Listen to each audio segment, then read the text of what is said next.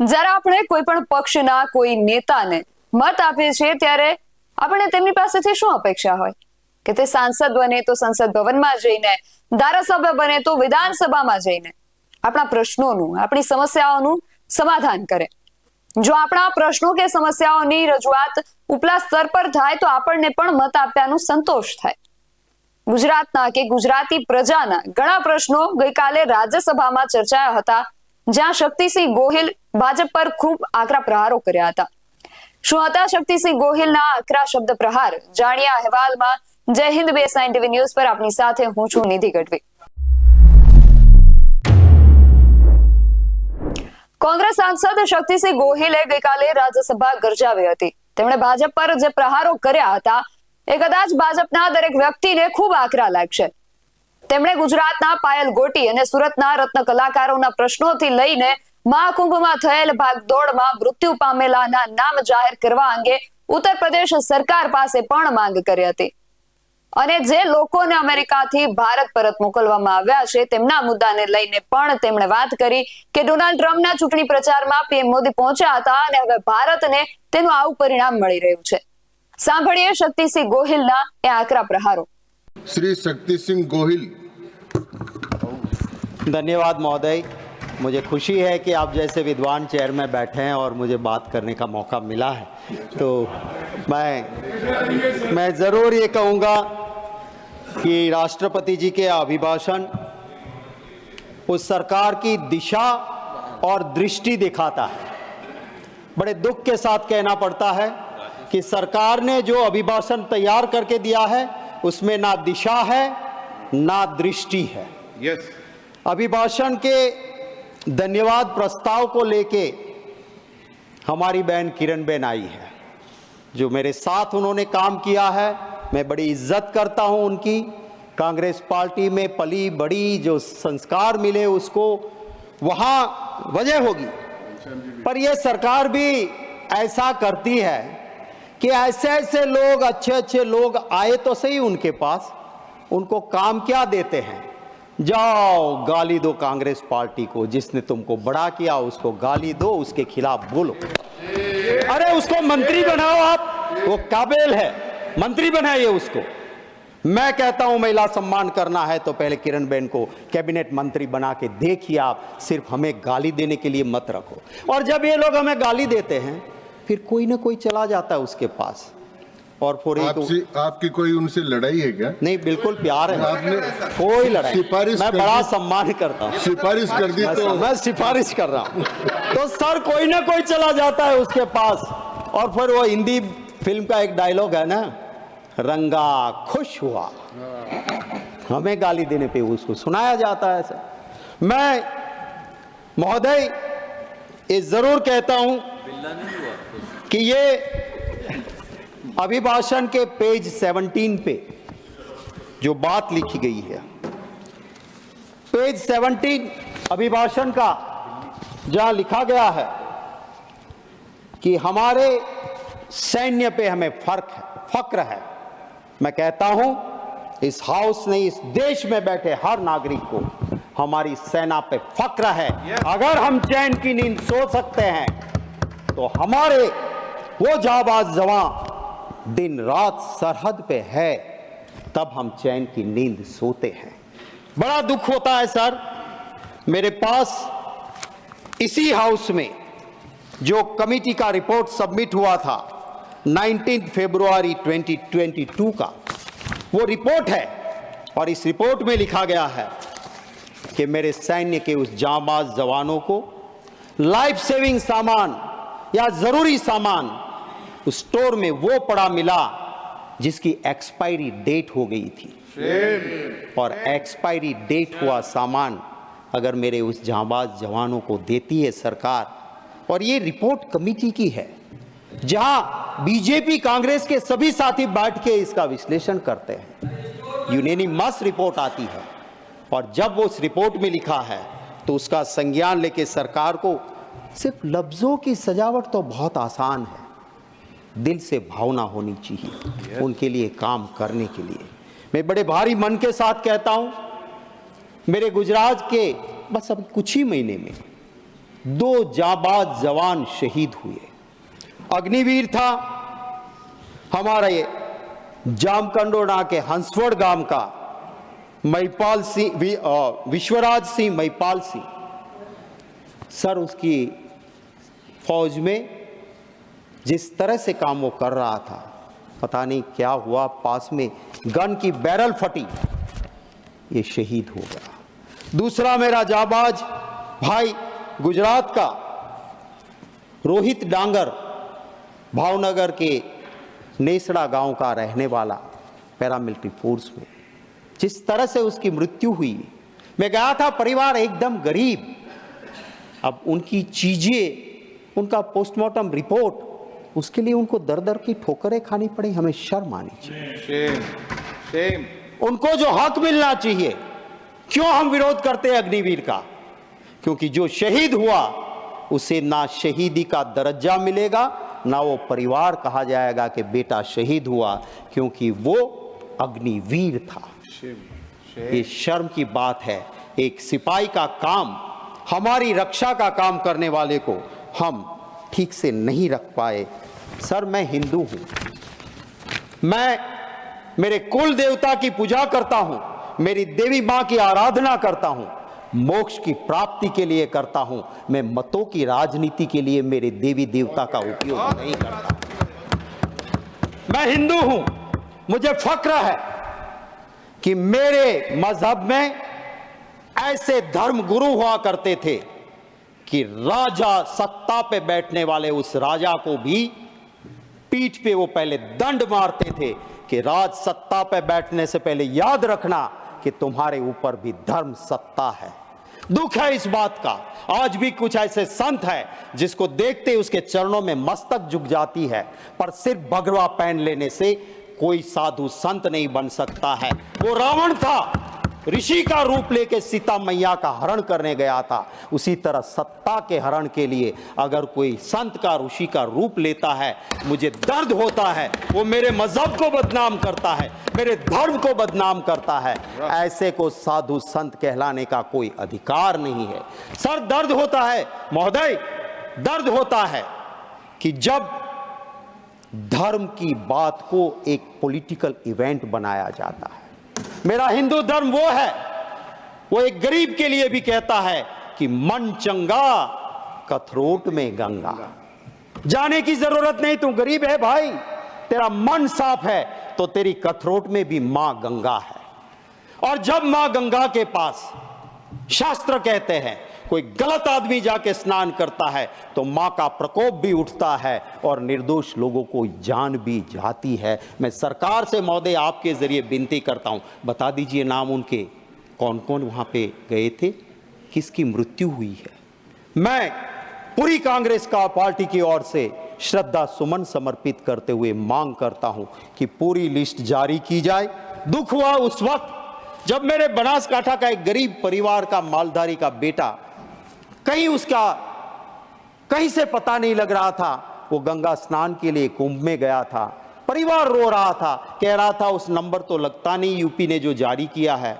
मैंने मेरे Twitter handle से यूपी सरकार को टैग करते हुए ट्वीट किया कि इसकी कहीं से आप छानबीन करो और बताइए। दुख है, मेरा तो ऑफिशियल ट्विटर हैंडल है, सर्च करने पे मेरा नंबर भी मिल जाता है।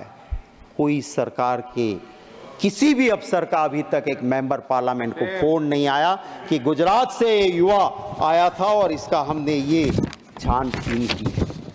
राजनाथ सिंह जी भी थे वहां पे मुख्यमंत्री, और भी रहे।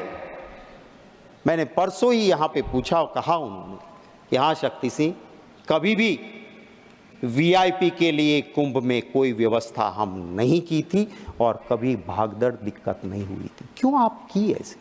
पूरा कैमरा दिख रहा है, जैसे क्रिकेट में वो चीयर गर्ल्स आते हैं। मुझे दुख होता है, मेरे साधु संत मेरे लिए मेरे दिलो दिमाग में रहते हैं, मैं नमन करता हूं, पर सिर्फ वो कपड़े पहन के किसी वीआईपी को नहलाते हैं क्या? ये अच्छा लगता है? साधु संत का काम है क्या?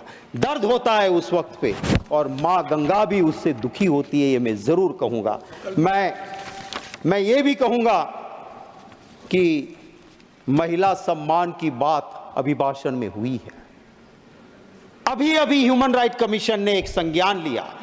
गुजरात के उस अमरेली में एक बेटी, पाटीदार की बेटी, उसका सरघस निकाला गया, पट्टे से उनको मारा गया। गलती क्या थी उसकी? एक जगह पे छोटे से पगार में वो टाइप का काम करती थी। भाजपा के दो बड़े नेता की लड़ाई में एक खत टाइप किया, वो खत क्यों टाइप किया करके उसका गुनाह हो गया और उसको वहां से मारा गया। और उसी भाजपा का एक गुट का एक नेता जो एमपी भी रह चुके हैं, वो कल कहता है कि मैं नार्को एनालिसिस टेस्ट के लिए तैयार हूं, अगर दूसरे भाजपा वाले ग्रुप के सामने है वो भी नार्को एनालिसिस टेस्ट करवा ले। तो ये दो, वो कहते हैं ना हमारे वहां गुजराती में कहावत है सर कि पाडानी लड़ाई में झाड़नो खो। इस मीन्स बड़े दो बुल जब लड़ते हैं आपस में तो निर्दोष पेड़ मारे जाते हैं। भाजपा के इन गुटों की लड़ाई में उस बेटी को प्रॉब्लम हुई।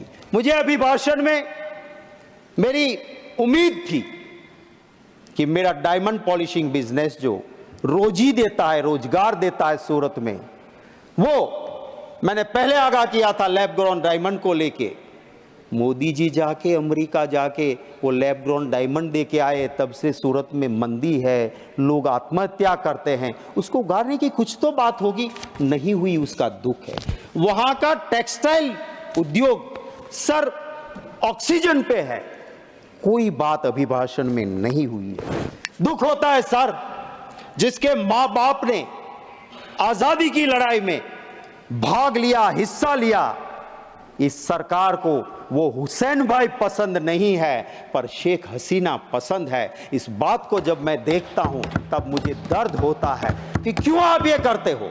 हमारा संविधान कहता है विदेश नीति में भारत की सरकार कभी किसी दूसरे देश की नीति में कहीं भी चंचुपात नहीं करेगी, ये हमारी विदेश नीति कहती है। और हम क्या करते हैं, अमेरिका में चुनाव चलता है और वहां जाके कहते हैं अब की बार ट्रंप सरकार। और फिर क्या हुआ, आज 220 इंडियंस को वहां से निकाल के वापस भेजा, सबसे ज्यादा उसमें मेरे गुजराती है। जाइए, आ गई आपकी सरकार, बचा लो उसको, रख दो वहां पे। अरे मेरा हिंदू धर्म तो वो है सर कि चींटी काटती है ना हमें, उसे खाना जाके परोसो, वो मेरा हिंदू धर्म है, उसे मुझे फक्र है। मेरा हिंदू धर्म वो है, वो कहता है वसुधैव कुटुंबकम। मेरा हिंदू धर्म वो है, वो कहता है आत्मा अमर है। आज आत्मा अगर मरेगी तो किसी और के घर में पैदा होगी। और इसी वजह से पूरी दुनिया में जहां हिंदू गया, जैसे दूध में चीनी मिलती है, मिल गया। कभी दुनिया में हिंदू को कभी दिक्कत नहीं आई थी, पर जब से राजनीति के लिए हिंदू मजहब के सही अर्थ को छोड़ के नया अर्थ निकाला, जियो और मार डालो, मेरे धर्म का मतलब था जियो और जीने दो, जियो और मार दो आया। और उसके बाद जहां जहां भी बाहर हिंदू रहता है वहां दिक्कत होती है। लाल आंख दिखाओ ने जाके, जाओ पास के कंट्री में जहां पे मेरा मंदिर टूटता है, मेरे हिंदू पे अत्याचार होता है, जाइए 36 का सीना लेके, 56 का सीना लेके बचा लीजिए उसको। आपकी राजनीति की वजह से वहां हिंदू दिक्कत में है, इसको समझना चाहिए। मैं आखिर मेरी मिनट बची है, उसमें एक बात जरूर कहूंगा सर, दिल से भावना होनी चाहिए। गांधी जी गरीब के बेटे नहीं थे, उसके पिता के पास हवेली थी, सबसे बड़े अफसर थे वो नवाब के जूनागढ़ के। गांधी जी खुद बैरिस्टर थे, सूट बूट पहनते थे और जिंदगी भर मौज कर सकते थे। उसने कभी नहीं कहा मैं गरीब का बेटा हूं, पर जब देखा कि मेरे देश की आजादी की जरूरत है तो सूट बूट छोड़ के धोती पहन के आ गए और आधी धोती पहन के इस देश को आजादी दिलाई। वो गरीब का बेटा नहीं था। आज कोई कहता है मैं गरीब का बेटा हूं और 10 लाख का सूट पहन के बड़े इंडस्ट्रियलिस्ट की सिर्फ सेवा करता है तो उससे भला नहीं होगा। कहां पैदा हुए वो जरूरी नहीं है, आपके मन की मंशा क्या है, देशवासी को उससे फर्क पड़ता है। और उसी की मैं उम्मीद जरूर करता हूं। कैसी कैसी बातें होती है सर, मैं आधे मिनट में पूरा कर दूंगा। मैं पूरा बोलिए सर, कैसी बात होती है जब जम्मू कश्मीर में जाते हैं, देश के गृह मंत्री कहते हैं सरकार बना दो हमारी, ईद और मुहर्रम पे मुफ्त में गैस सिलेंडर देंगे। अरे भैया गुजरात में तो कब से बनाए हुए हैं, दे दो रामनवमी पे, दे दो जन्माष्टमी पे मुफ्त का सिलेंडर, वहां क्यों नहीं देते हो भाई? क्या हमें जरूरत नहीं है? दूसरा कहता है तो कि रेवड़ी बांट रहे हो। तो वोट के लिए आपको कुछ भी करेंगे। जम्मू कश्मीर में पहले कहा बाप बेटी ने बहुत लूटा, फिर बाप के साथ भी सरकार बनाई, बेटी के साथ भी बनाई, और जब देश में दिक्कत लगी चुनाव जीतने में तो बिना तलाक बोले तलाक भी कर दिया। तो ये क्या रीति है राजनीति की? मैं सिर्फ चंद लाइनें जरूर कहूंगा। आज के माहौल को देखते हुए झूठ बिकता है, झूठ बिकता है जुमलों के बाजार में। मुखबिर देशभक्त हो गए, मुखबिर देशभक्त हो गए जुमलों के बाजार में। आजादी के दीवाने देशद्रोही हो गए ये जुमलों के बाजार। सर आज इस तरह से देश का माहौल चल रहा है। उस वक्त मैं सिर्फ इस अभिभाषण पे जरूर ये कहूंगा कि हमें चिंता करनी होगी उस युवा के रोजगार के लिए। उसको रोजगार नहीं मिलेगा, देश में लॉ एंड ऑर्डर नहीं बचेगा। हमें चिंता करनी होगी महंगाई की। उस गरीब के पेट में अगर अन्न नहीं जाएगा, इस देश के लिए बड़े बड़े लोगों की बात हम उद्योगपति के विरोधी नहीं है। पर अगर मेरा ही सवाल था 24 दिसंबर को, और जब अहमदाबाद एयरपोर्ट सरकार के पास था, सर कोई भी इंटरनेशनल या डोमेस्टिक पे जाता था, सालों से 85 रुपया पैसेंजर यूजर्स चार्ज लगता था, सिर्फ 85 रुपीज। 2 साल में आखिर अदानी के पास आने के बाद इंटरनेशनल में 855 रुपये हो गए, 85 to 855, और डोमेस्टिक में 85 रुपये से लेके 580 रुपीज। आप अगर अहमदाबाद से एयरपोर्ट में बैठोगे, डोमेस्टिक में जा रहे हो, क्या स्वर्ग खड़ा कर दिया कि जो 85 रुपया था उसका 580, और इंटरनेशनल में 85 रुपया था उसका 850 रुपये कर दिए आपने। ये जब प्रजा को लूटते हैं आपके दोस्त, तो हम बोलते हैं, हमारे नेता बोलते हैं। यहां से कोई कह रहा था जब बोलते बोलते कि आपके नेता को बता देना लोकसभा में। हम, अरे भैया हमारे वहां तो छोटा कार्यकर्ता भी हाथ पकड़ के राहुल गांधी को कह सकते हैं, आप में से कोई भी बता दे, सच बोले और बता दे आपके नेता को, हरेन पंड्या का जो हाल हुआ था वो हाल आपका नहीं होगा, तो मैं राजनीति छोड़ दूंगा। सच सुनने की तैयारी वहां नहीं है। यहां तो इंटरनल डेमोक्रेसी है साहब, खुल के बोलते हैं, अपनी बात हम रख सकते हैं।